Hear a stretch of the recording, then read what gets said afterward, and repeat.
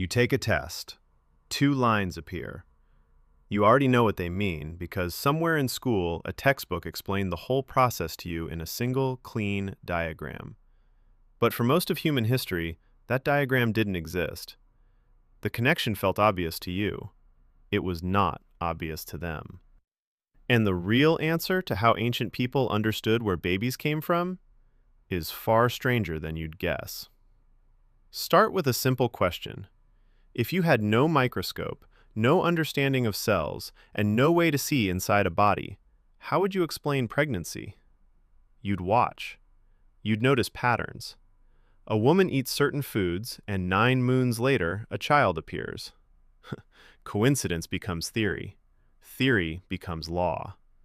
Many ancient cultures didn't link the father's role to conception at all. Pregnancy looked like something that simply happened to a woman's body, the way weather happens to a field. So who, or what, got the credit?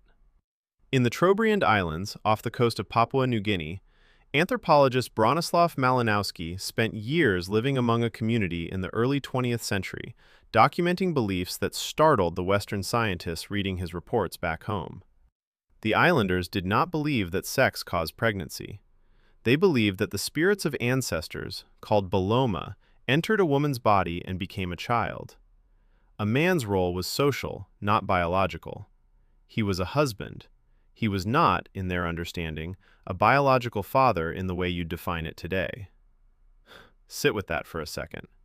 An entire society raised children, built families, and passed down property, all while holding a model of conception that modern biology would call incorrect. And yet, their society worked. Their families functioned. Their children grew up loved and provided for. Why does that matter to you? Because it reveals something uncomfortable. Biological truth and social truth aren't always the same thing, and humans have built entire civilizations on the second one, without ever needing the first. Travel across the ocean and the pattern repeats with a twist. In parts of lowland South America, among groups studied by anthropologists Stephen Beckerman and Paul Valentine, a belief called partible paternity took hold. The idea was this: a fetus isn't formed by one man's contribution. It's built gradually, drop by drop, through repeated acts with multiple men over the course of a pregnancy. Each man who contributes is considered a partial father. Each one owes the child some duty of care. You might assume this would cause chaos, jealousy, fights over who the real father is. But in many of these communities, researchers found the opposite. Children with multiple recognized fathers sometimes had better survival odds because more adults felt obligated to feed them, protect them, and teach them. The biology was, by modern standards, wrong. The strategy, in terms of keeping a child alive, was remarkably sound. This is the part that should make you pause. Ancient people weren't unintelligent. They were running an entirely different kind of science, one based on outcomes rather than mechanisms. They didn't need to know how a child was made. They needed to know how a child survived. And for tens of thousands of years, that distinction was the only one that mattered. Now go back further, to the ancient world that did try to explain mechanism, and you'll find theories that sound almost like myths dressed up as biology. The Greek physician Hippocrates argued that both men and women produced a kind of seed, and that a child's traits were a mixture of the two. Aristotle disagreed. He believed the man supplied the form, like a sculptor shaping a statue, and the woman supplied only the raw material, like clay. For nearly 2,000 years, Aristotle's version dominated Western medical thought.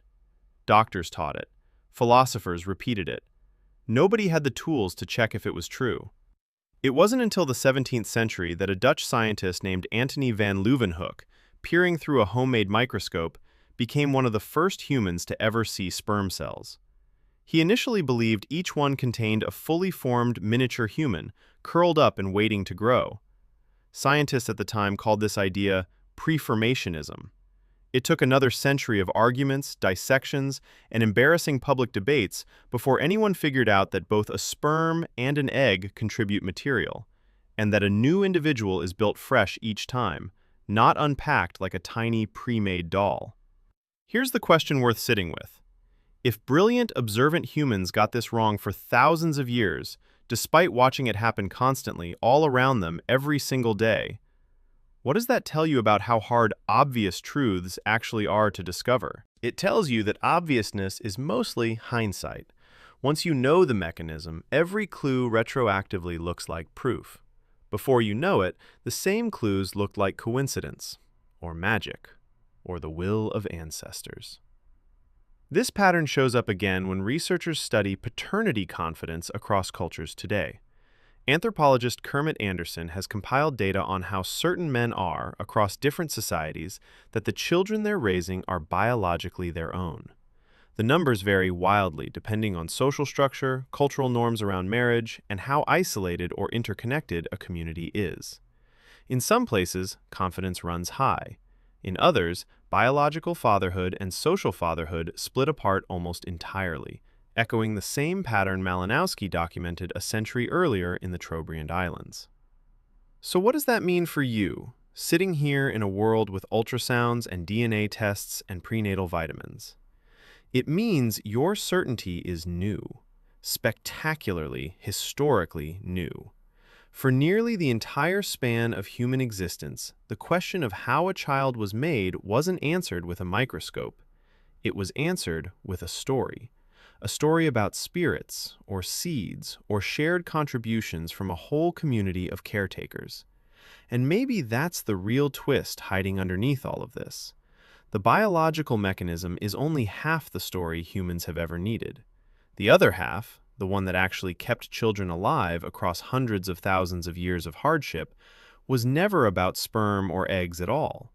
It was about commitment, about a group of adults choosing, for reasons biological, social, or spiritual, to protect a child long enough for that child to grow up and do the same for the next one.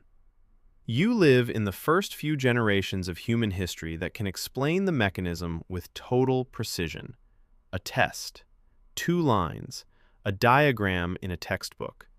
But the mechanism was never the hard part. The hard part, the part every ancient culture wrestled with in its own way, was building a system of people willing to stay. The test still works the same way it always has, 2 lines appearing where there was nothing before. Except now you understand exactly what those lines mean. And somewhere underneath that certainty, an answer older and stranger than biology is still quietly doing the actual work.